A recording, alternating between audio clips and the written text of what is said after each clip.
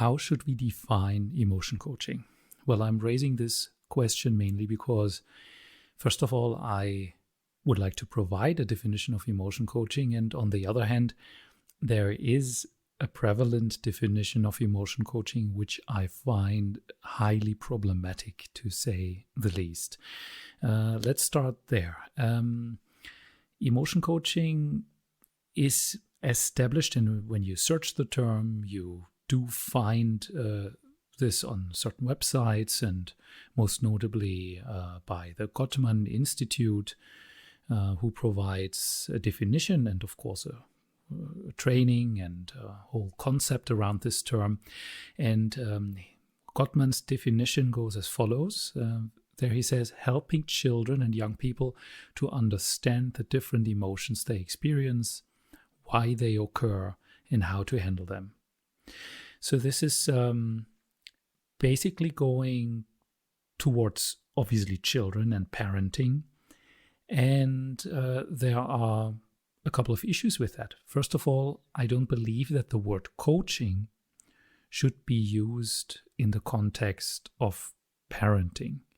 I'm not a native speaker, as you might hear, but I don't believe that coaching here really is the right attitude. And if you look into definitions of coaching and what coaching is supposed to be, like the official definitions that you find on Wikipedia and so on, it doesn't fit to the context of even working with children, even if it would not be your own children and you wouldn't maybe use the word parenting. It doesn't really fit.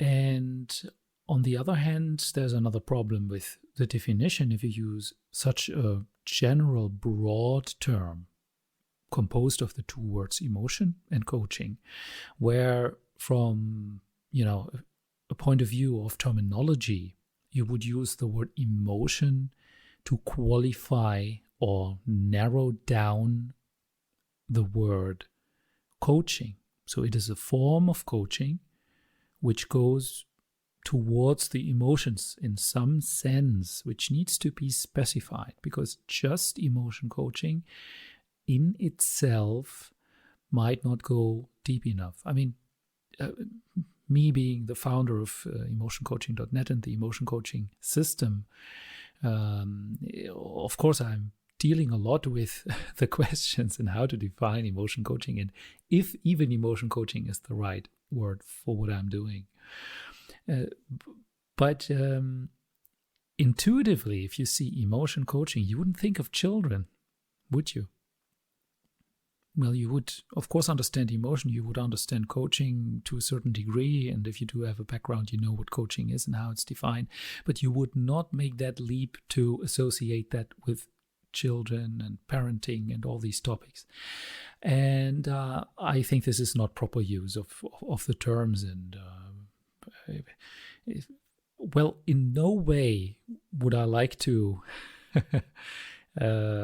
discredit in any way what these initiatives who use this term, what they're doing. I mean, helping children and young people to understand different emotions they experience and so on is in a way, of course, a great goal, and I wish them all the best in it.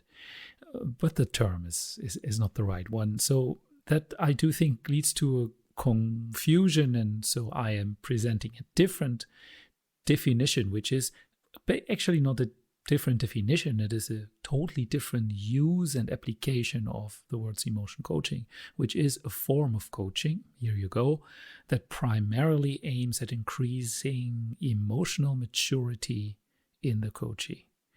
So primarily aims at increasing emotional maturity in the person you're working with. And that person usually is an adolescent or an adult, is rarely a child, and, due to certain limitations there. So this is the definition I see. And there's another problem with the use of understanding emotions, which I do not want to explain fully here because this is a different chapter. This is basically where I'm talking about the myth of that rationality or understanding emotions would enable you to feel differently and to be feeling different. Just talking about something or understanding it will not make you feel different about it. Very rarely that is the case, and it certainly does not apply to emotions. And to even go a little further here, and knowing that I'm taking the risk of scaring a lot of people away, I see the term emotional intelligence very critical, because I believe it is a contradiction in itself. You should not approach emotions with intelligence.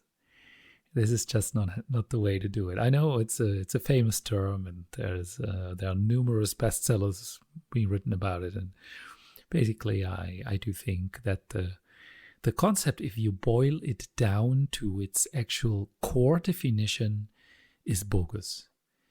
Are there valuable concepts around it? Yes, of course. Of course, I'm not discarding all the concepts that are being put out there. But the core concept is already flawed, and I don't like when, people build intellectual frameworks on top of